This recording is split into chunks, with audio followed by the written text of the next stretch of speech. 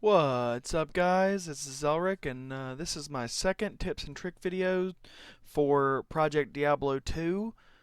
I have made it to the endgame finally in level 81. I'm in maps. I'm doing okay.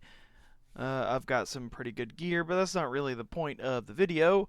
The point of the video is to show you guys a little bit more tips on what to do when you're stuck or when you're looking for gear or playing through and just kind of trying to figure everything out. This is the second part of the video. There was already one other video that I made a few days ago with like very beginner tips about like loot filter and just other things of that kind, things to kind of help you get started and where to find builds and stuff like that.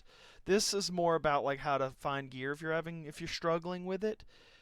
First of all, when you're starting to get towards the end of the game, I can understand that sometimes you can get kind of unlucky and you're not finding as much gear. When you start hitting around level 67-ish, you can come to these vendors. And this is in the first town in the first act. This is Charcy. At level 67 is the earliest you can do this.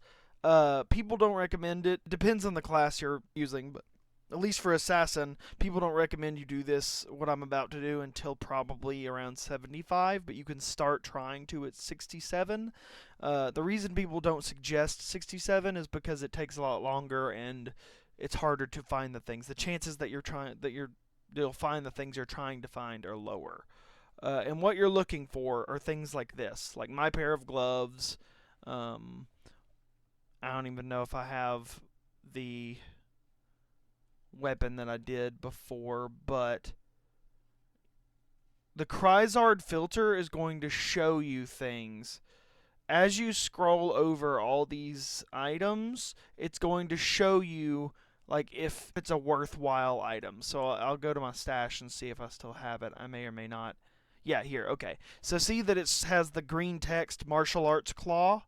In the shop window, it's going to say +5 to skills overall, +2 to skill tree. That means that for each individual skill on this, or for the highest skill on it, it'll have a total of +5 to that skill. Because, as you can see, both Fists of Fire and Phoenix Strike are both +3, and then you, on top of that, add the +2 to Assassin's skill level. Meaning this is a +5 weapon for skills. That is good for a lot of skills in this game, because a lot of the skills in this game's best scaling is with their level. So around 67 you can start to find these, but I recommend not doing it until probably around 75, and you want to do that in Nightmare because it basically allows you to find the bases that you're trying to find a bit better. You can do it in Hell if you want to. It's just everybody recommends Nightmare because of the bases and whatnot. But yeah, this is what you're trying to find. It doesn't exactly show it like this in the shop, but that's it. And then when you're trying to shop these, you can either completely just run over here to the waypoint, go here, go back to the waypoint, and go back, and it'll refresh her menu. You don't have to leave the game entirely. All you have to do, see, that's what it says. +2 to class skills and +3 to single skill. That means that +1 to Mind Blast, and then 2 more for the Assassin skill. That's what that means. That's what I was talking about earlier. But anyway, every time you leave the zone that you're in, the map you're in, and come back, it's a whole new shop. And you're going to want to search through each in the armor and in the weapons for the weapon you want, and then and you can do that as many times as you want. It's a different method. A lot of people either use Charcy, or which is this person right here, or the Act 5 Gamble NPC, which that you have to go a little bit far into Act 5, but if you're level 67 you should know this. Anya, she also has a trade window, but she's a little easier to use due to the fact that but this is only for assassins really, because she sells only claw weapons. Charcy's going to be better for other things, and every town is going to have different items. Act 2 has staves in it. and I think martial weapons as well. This town has this guy over here that sells barbarian gear. So, again, these are all just very different, but just remember that you can switch. And with Anya or any of this town, you can always run to the temple here and then go back, and that's the town switch. Now she has a new menu, not gamble. And remember, you can always try and gamble. I don't recommend gambling just because it's going to waste a lot of money, and unless you've just got a bunch of gold to just absolutely burn, I just don't recommend it.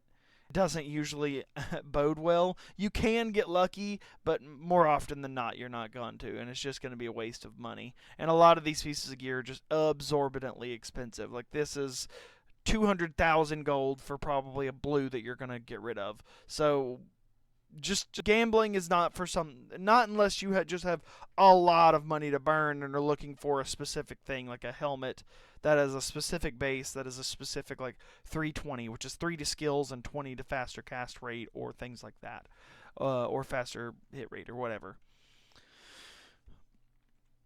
Other than that, once you get to maps, and I'm not going to activate a map here, but these are what's known as maps in this game. It shows you a bunch of different details. You can modify them if you go to Anya. So if you trade with her and go to Mist to this section, she has all the orbs you need to change your map into magic, rare, or change the mods on the map itself. I'm not going to open it, but just know that if you are in this town and you right-click the map, it'll open a red portal in this area that you can go into, and that's the map. That's that easy.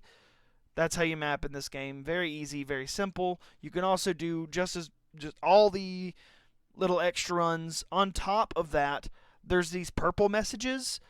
The corruption spreads in the canyon of the Magi and Talrosh's tomb. This means that those areas have been boosted, and the boosted areas means that the level of the area has been boosted to level 85, and you can farm in it. Some areas are better than others, obviously, but when that happens, it means that you can go there and you can farm it just like you would in the base D2 game if you've ever farmed there. A lot of people use the pits, or there's only like a handful of areas that you can realistically farm and then based in the original D2 game. But with this aspect, and I think the original actually added the Terra system in, and this is what this is copying, but this allows more areas to be farmed more realistically.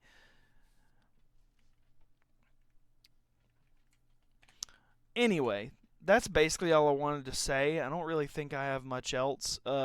Most builds are going to be looking for different things, but all skills is pretty much what you're looking for.